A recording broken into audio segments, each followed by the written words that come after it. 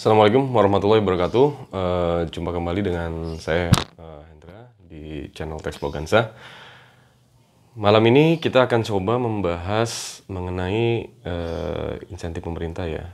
Tapi sebelumnya saya berdoa mudah-mudahan teman-teman yang menyaksikan channel Teks Blogansa ini dimanapun teman-teman berada selalu dalam lindungan Allah Subhanahu Wa Taala, tetap dalam keadaan sehat, tetap jaga jarak dulu sementara. Dan tetap stay at home dulu ya, sambil nonton channel Teks Blogansa tentunya.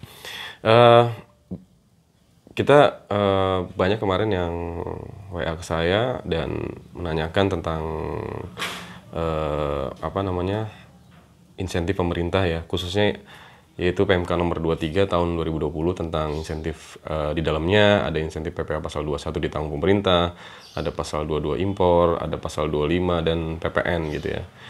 Terus terang saya juga belum mendapat sosialisasi langsung dari pemerintah, tapi dengan PMK 23 yang sudah saya terima, saya coba sampaikan sejauh pemahaman saya kepada teman-teman untuk menjadi biar lebih memudahkan teman-teman bagaimana mengeksekusi peraturan ini gitu, atau bagaimana mengapply peraturan ini gitu ya. Juga fungsinya di sini adalah teman-teman silakan kalau ada yang mau diskusi atau kasih masukan silakan terkait dengan peraturan ini. Nah, untuk tahu siapa saja sih yang mendapatkan peraturan ini, siapa yang manfaat benefit dari adanya insentif pajak ini, kemudian juga apa sih objeknya gitu kan, kemudian kapan batas waktunya, mulai berlakunya kapan. Jangan kemana-mana, saksikan terus di channel Teks Blogansa. Oke, baik teman-teman, saya coba bahas satu persatu ya. Jadi di PMK, silakan teman-teman download dulu PMK-nya kalau yang belum punya PMK-nya supaya enak ya. Enak dalam artian teman-teman sudah pegang PMK-nya masing-masing. Jadi di PMK nomor 23 tahun 2020 ini yaitu terdiri dari 4 insentif yang diberikan oleh pemerintah terkait adanya COVID-19 ya, atau COVID-19. Pertama adalah insentif dengan adanya PPh 21 DTP atau ditanggung pemerintah. Nah, banyak yang bertanya siapa aja sih yang dapat insentif ini, gimana cara mengajukannya supaya dapat insentif ini. Mari kita bahas satu persatu. Yang pertama adalah insentif DTP ini. Insentif ini adalah yang menerima benefitnya itu adalah saya sebut dengan subjeknya ya. Subjek yang menerima ini benefit ya, yang menerima benefitnya.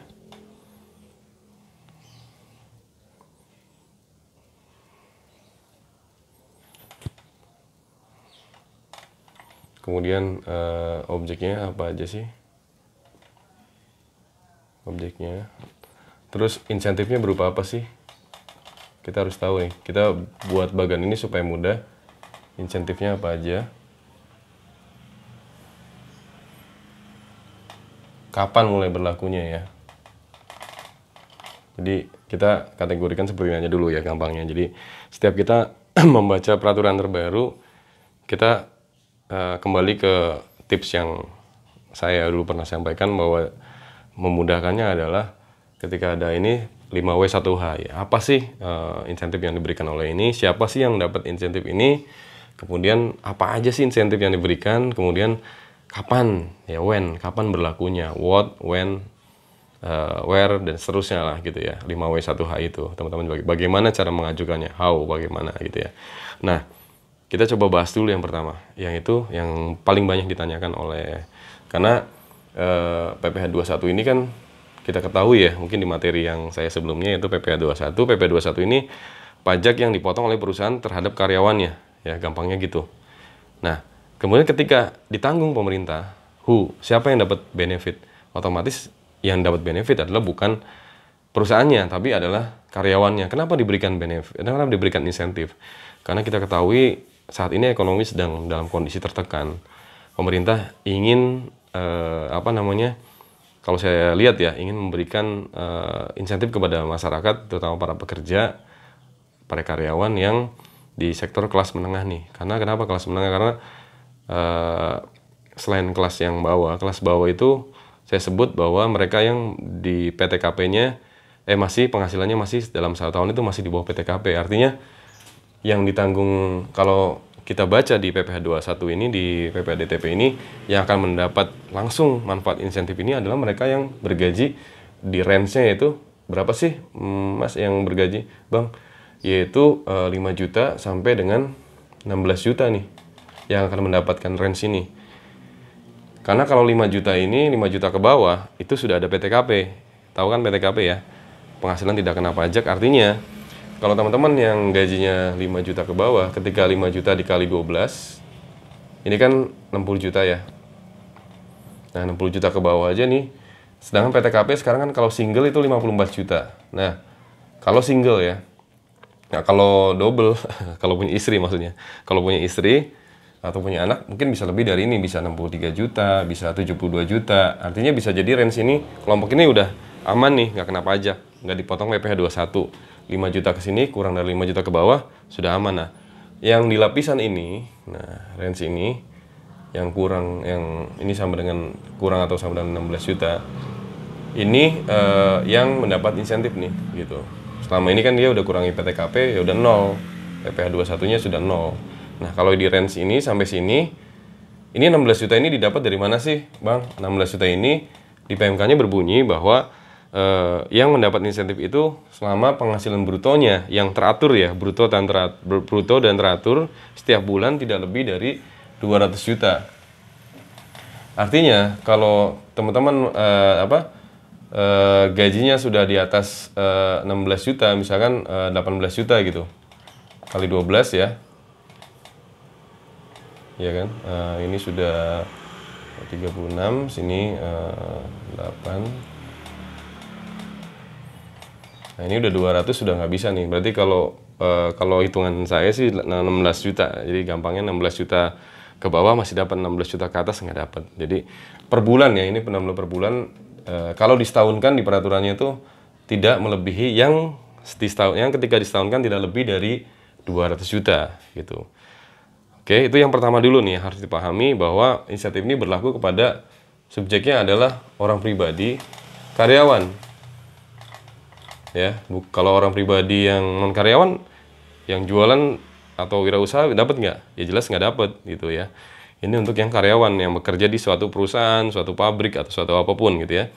Karyawan ini bisa dari level staff sampai level direksi pun disebut karyawan gitu, tergantung kalau dalam konteks pajak itu masih disebut karyawan ya gitu. Intinya dia berstatus karyawan di situ. Nah, objeknya apa? Objeknya PPh 21 tadi. PPh 21. Insentifnya berupa apa? Berupa di DTP, ditanggung pemerintah. Apa sih DTP? DTP itu intinya biasa, misalkan dengan gaji teman-teman udah di atas 5 juta dan sampai di 5 juta ke atas, yang jelas tiap bulan teman-teman tuh akan terkena pajak gajinya gitu. Kalau tidak ditanggung oleh perusahaan ya. Intinya kalau teman-teman yang gajinya sudah melebihi PTKP gitu ya. Kalau gampangnya sih, kalau saya lihat yang 5 juta ke atas itu kalau dikali 12 kan sudah lebih dari 54 juta. Kemungkinan kalau kita ngomongin PTKP-nya 54 juta ya, single gitu. Itu umumnya sudah terkena PPh 21, ya kan? Maka teman-teman yang sudah di atas 5 juta ke atas biasanya itu akan tiap bulan terima gaji misalkan 5 juta dipotong dengan gaji ya, dipotong dengan dana pensiun misalkan 100.000. Nah, tiap bulan nih pasti akan diterimanya dipotong PPh 21. Sorry, dulu ya. Misalkan tiap bulan, gaji tiap bulan, ini biar teman-teman tahu ya dampaknya apa sih ditanggung pemerintah ini. Nah, seperti ini misalkan gaji sebulan, gaji bruto ya, gaji dan tunjangan ya. Tunjangan sebulan itu misalkan 6 juta lah. Terus dana pensiun yang dibayar sendiri katakanlah 0,2 lah, 200. Terus dana pensiun, terus PPh 21 nih. 21 katakanlah 0,3. Nah, jadi tiap bulan teman-teman kan gaji, walaupun gaji 6 juta, diterima THP-nya, take home pay-nya kan akan berkurang. 6 juta dikurangi 0,2 sama dengan 5,5 juta. Nah, dengan adanya tunjangan PPh 21 ini, maka yang PPh 21 ini tidak disetorkan gitu. Sehingga tiap bulan teman-teman akan terbebas dari sampai ini insentif ini berlaku sampai kapan sih? Sampai dengan September 2020 ya. Dari April sampai dengan September 2020. Nah, jadi dengan adanya ini 0,3 ini aman teman-teman. Jadi teman-teman hanya dipotong 6 juta sama dapen aja. Jadi yang teman-teman terima dengan adanya insentif PPh 21 ini, teman-teman akan menerima 5,8 itu ya, karena 6 juta hanya dipotong 5,2 aja. Jadi teman-teman hanya terima teman akan terimanya ini, bukan yang ini gitu. Nah, ya yang THP-nya sebesar 5,8 juta gitu. Kan lumayan 300.000 ya gitu. Ini kalau 6 juta. Kalau teman-teman gajinya 7 juta, 8 juta, 10 juta ya hitung sendiri. Seperti itu kira-kira ya. Caranya seperti itu. Nah, terus kemudian siapa saja sih? Ini baru syarat yang pertama nih, teman-teman, dari syarat gaji. Syarat gaji seperti ini ya. Nah, kedua ada syarat yang lainnya, yaitu bahwa teman-teman yang memperoleh insentif ini tidak semua di industri, jadi tidak semua karyawan. Nah, karyawan yang bekerja di industri-industri tertentu, yaitu industri-industri umumnya sih manufaktur ya, manufaktur atau industri lah, pabrik gitu ya, yang pabrik manufaktur yang masuk dalam KLU. Nah, KLU ini apa sih? Kelompok lapangan usaha. Nah, cara ngeceknya gimana? Teman-teman nanti bisa cek di halaman, kalau yang sudah pegang PMK-nya ya, silahkan cek di halaman halaman berapa nih? Halaman 16 ya. Halaman 16 di PMK 23. Silahkan, apakah teman-teman ada nggak ininya? Apa sih namanya? Kelompok usahanya itu yang termasuk dalam KLU tersebut. Jadi contohnya yang saya bacakan ya. Contohnya teman-teman yang bekerja di kelompok KLU 10110, yaitu industri pengolahan, pengawetan produk daging, unggas. Ini contohnya nanti teman-teman bisa baca sendiri ya. Pembekuan ikan, industri pemindangan ikan, terus industri pengolahan, tempe kedelai, ada yang industri margarin, ada juga industri yang minyak goreng kelapa, ada juga pengolahan es krim. Banyak kan ini industri, teman-teman. Jadi ada sekitar banyak juga, artinya industrinya teman-teman jangan berkecil hati, coba cek dulu, ada totalnya 440 KLU, 440 kelompok industri. Jadi teman-teman yang bekerja di kelompok industri ini, coba cek, nanti harusnya sih gaji bulan depan tidak dipotong PPh 21. Kalau syaratnya perusahaan teman-teman di mana teman-teman bekerja gitu ya, yang masuk dalam kelompok KLU ini, kelompok lapangan usaha yang ada 440 jumlahnya ini, ternyata contoh misalkan, ternyata saya kerja di perusahaan industri kacamata misalkan, atau industri main anak, berarti saya dapat. Nah, berarti bulan depannya teman-teman harusnya tidak dipotong PPh 21 sepanjang tadi syaratnya harus mengajukan, perusahaan yang teman-teman bekerja harus mengajukan permohonan untuk mendapatkan insentif PPh 21. Jadi gaji teman-teman nanti utuh, tidak dipotong PPh pasal 21 ya gitu. Nah, ini berlakunya insentifnya mulai dengan April sampai dengan September 2020 ini gitu. Nah, ini bagi karyawan. Nah, bagi perusahaannya apa yang harus dilakukan? Pertama, perusahaannya harus segera mendaftarkan diri ke kantor pajak ya, dengan mengisi lampiran yang ada di PMK 23 tahun 2012. Lampirannya ada kok. Cuma dan syaratnya yang kedua, jadi yang pertama adalah syaratnya pertama mengajukan permohonan. Jadi yang syarat yang pertama itu sampaikan permohonan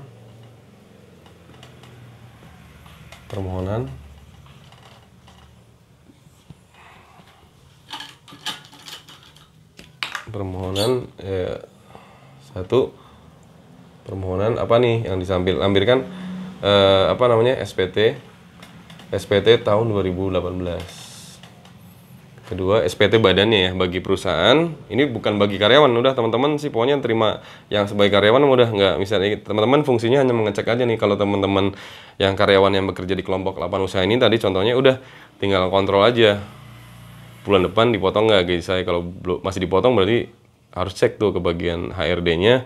Kenapa masih dipotong? Apa perusahaannya belum mengajukan insentif atau bagaimana? Nah, bagi perusahaannya ketika ingin mendapatkan insentif ini, pertama yang harus dilakukan adalah teman-teman yang bekerja di perusahaan tersebut harus perusahaan tersebut harus mendaftarkan atau mengisi permohonan untuk mendapat insentif ya.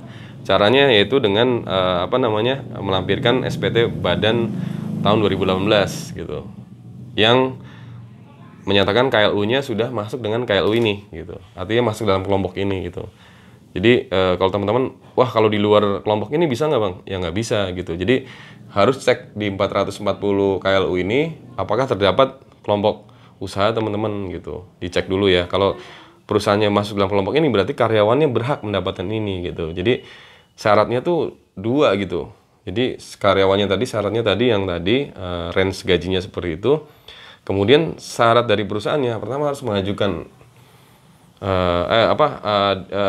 harus melampirkan ini mengajukan permohonan lampiran SPT Badan 2018 yang matang KLU-nya sudah sesuai dengan ini. Nah, yang kedua adalah kalau perusahaannya terdaftar sebagai KITE nih.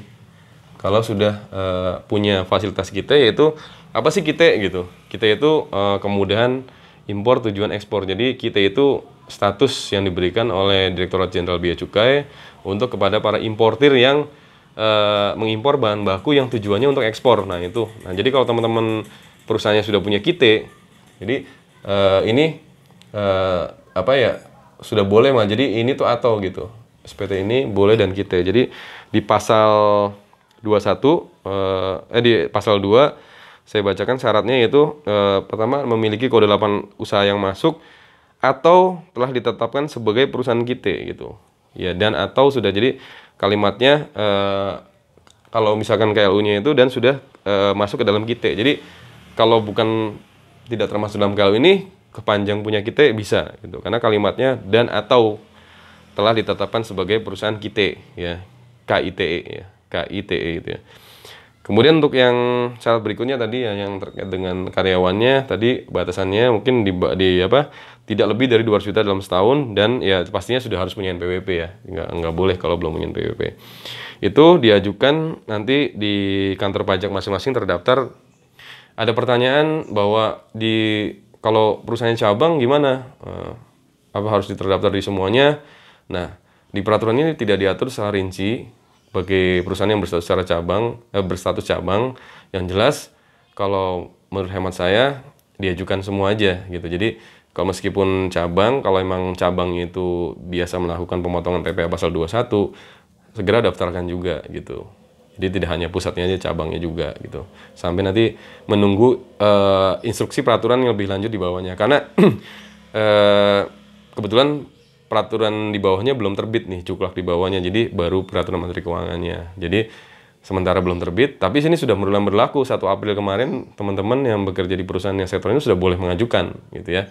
Jadi diajukan aja dulu semua sepanjang teman-teman baca lagi syaratnya masuk, ajukan. Tapi itu ya maksudnya seperti ini ditanggung perusahaan. Jadi nanti gimana bang? Jadi si perusahaan ini biasanya menyetorkan gaji karyawan nanti tetap buat billing, cuma nanti istilahnya dikasih keterangan atau apa di sini tugasnya dengan tetap bikin billing ya. Jadi di SPT masanya tetap dihitung berapa masing-masing pegawainya, bikin billing tetap dilaporkan ke kantor pajak. Jadi bukan berarti tidak dilaporkan, tetap dilaporkan ke kantor pajak, cuma jadinya tidak ada storannya gitu. Bikin billing cuma tidak ada storannya atau ditanggung pemerintah gitu. Bikin billing cuma billing sesuai dengan perhitungan PL cuma ditanggung pemerintah gitu ya. Nah, nanti itu yang diinput di SPT PPh pasal 21 disubmit ya kan. Tidak perlu ada pembayaran berarti gitu. Karena tadi ditanggung pemerintah. Ini ditanggung pemerintah ini salah satu subsidi di sektor perpajakan ya, ini pemerintah. Ini yang pasal 21 ini. Nah, silakan kalau ada yang kurang jelas ditanyakan di kolom komentar. Yang berikutnya jangan lupa untuk buat laporan per triwulan. Jadi untuk yang April sampai dengan Juni dilaporkan paling lambat Juli 2020. Untuk yang bulan Juli sampai dengan September dilaporkan paling lambat 2020.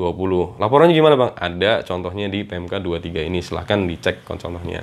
Kemudian yang kedua adalah insentif pasal 22. Nah ini 21 udah jelas ya. Kalau kurang jelas silahkan tanya di kolom komentar. Yang pasal 22 apa nih? Pasal 22 yaitu insentif yang diberikan kepada importir nih. Kepada importir metode tertentu yang KLU-nya terdaftar. Aduh, kehapus lagi.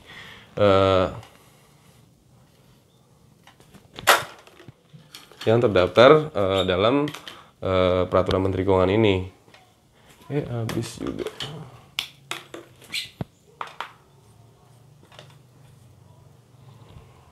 Sorry ya.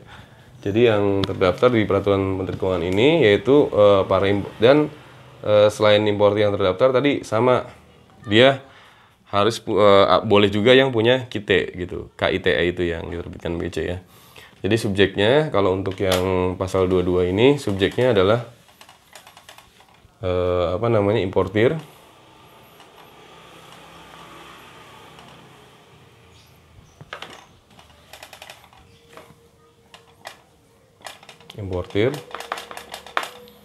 Dan yang perusahaan yang dengan KLU importir dengan KLU ya, KLU tertentu tadi dan perusahaan yang memiliki KITE. Objeknya apa nih? Objeknya berupa pembebasan PPh,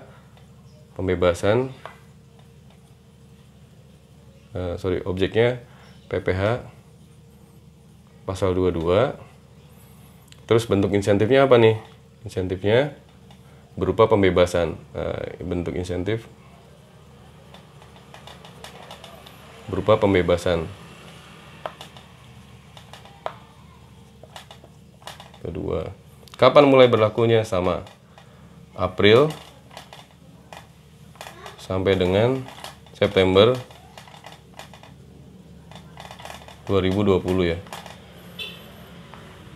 Nah ini, jadi cuma yang untuk pasal 22, teman-teman cek lampirannya bukan di lampiran yang tadi ya. Tadi kan lampiran halaman 16 ya.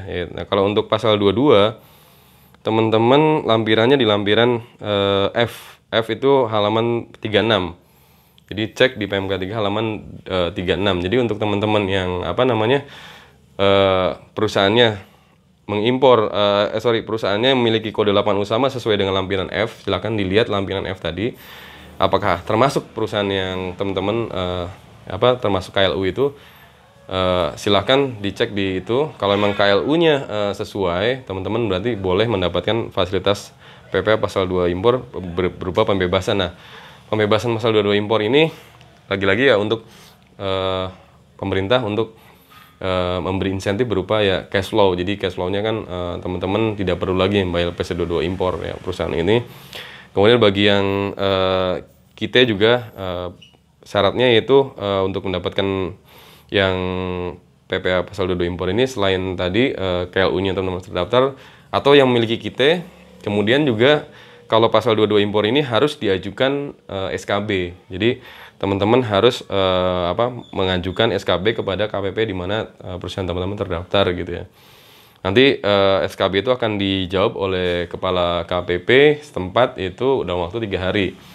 Jawabannya bisa ditolak atau bisa diterima. Kalau ditolak biasanya karena pertama KLU-nya tidak sesuai, ya kan, atau KIT-nya sudah nggak berlaku, biasanya gitu sih, lebih persyaratan administrasi. Tapi kalau persyaratan administrasinya sudah sesuai, biasanya diterima gitu.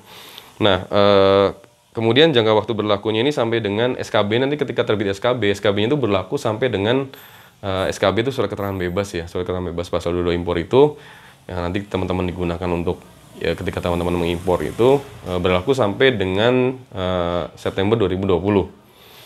Nah, kemudian itu ya untuk realisasi tugas yang terakhir adalah yang persyaratan yang terakhir harus buat laporan realisasi. Jadi berapa sih teman-teman mendapatkan realisasi dari pembebasan PP22 impor setiap 3 bulan sekali, yaitu untuk Mei, April sampai dengan Juni akan dilaporkan, harus dilaporkan bulan Juli, dan untuk Juli dan sampai September harus dilaporkan paling lambat Oktober. Jadi untuk laporan realisasinya ya. Jadi berapa sih realisasinya? Kalau tadi pasal 21 juga ada laporannya kan untuk kita pemerintah. Nah, pasal 22 juga ada laporannya gitu. Oke, berikutnya sedangkan kalau kurang jelas ditanyakan. Yang berikutnya adalah ada insentif PPh pasal 25 nih. PPh pasal 25. Ini yang keberapa tadi ya? 23 ya. Insentif. Aduh, habis semua nih ininya. Insentif.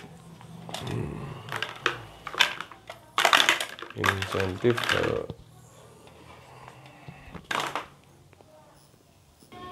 Ya, kalau pasal 25 ini insentifnya berupa ini. Apa namanya? Ya, sama tadi perusahaannya harus dicek apakah KLU, cara KLU lihat dari mana sih? Kalau masih bingung KLU lihatnya dari mana sih, Bang? Kalau teman-teman bingung lihat KLU teman-teman perusahaannya apa gitu, bisa dilihat di profil ketika teman-teman login di ketika login di apa namanya? DJP online ya. Teman-teman bisa login di DJP online. Itu teman-teman lihat profil, maka di situ ada KLU-nya. Nah, KLU-nya dicek sesuai nggak dengan yang ada di lampiran PMK, lampiran F ya.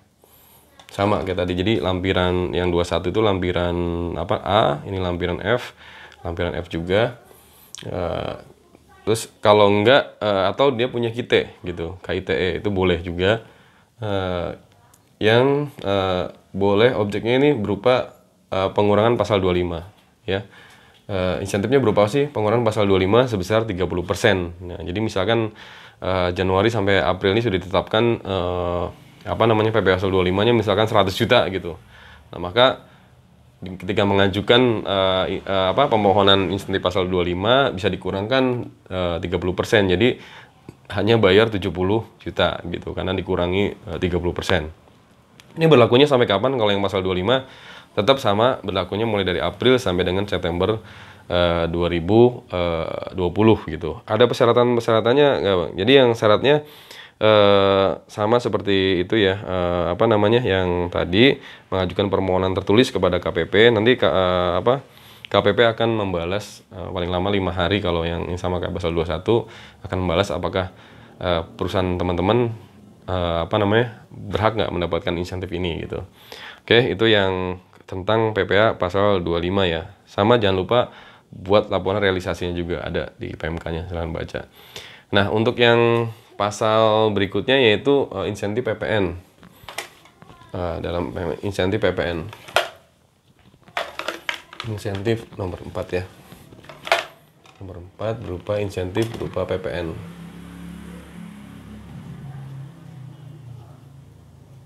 Maaf tulisannya jelek sekali.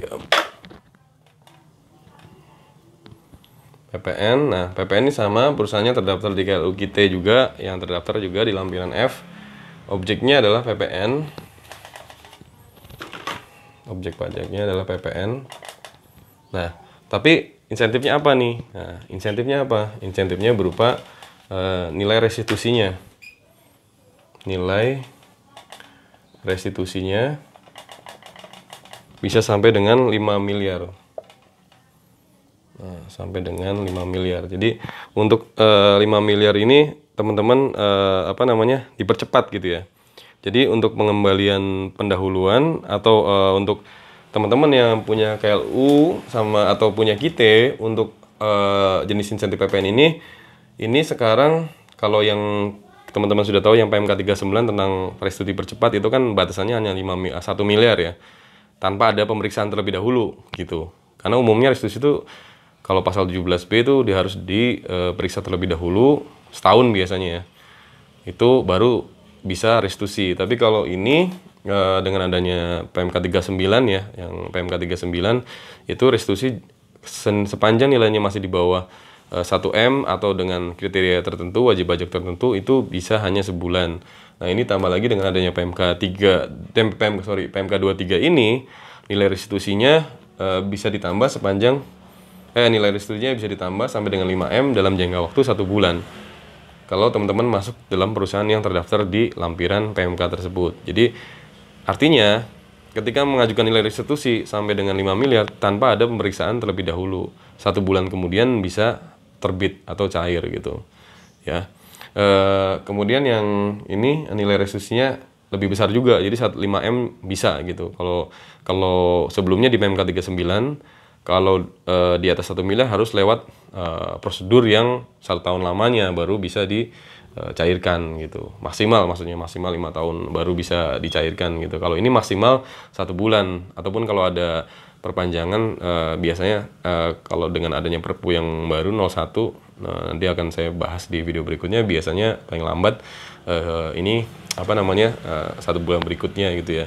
Tapi ini sudah memberikan insentif karena untuk cash flow, kembali lagi untuk cash flow ya. Di saat kondisi ekonomi sedang tertekan, pemerintah berusaha membantu pengusaha-pengusaha untuk supaya cash flow-nya cepat. Dengan adanya restitusi ini kan jadi ada cash flow-nya terbayar gitu kan, gitu, lebih memberikan cash flow yang liquid gitu ya. Nah, ini syaratnya tadi, ini PPN insentifnya ini ya berupa restitusi dipercepat untuk yang paling banyak 5 miliar ya, paling banyak ya, bukan paling sedikit, paling banyak 5 miliar.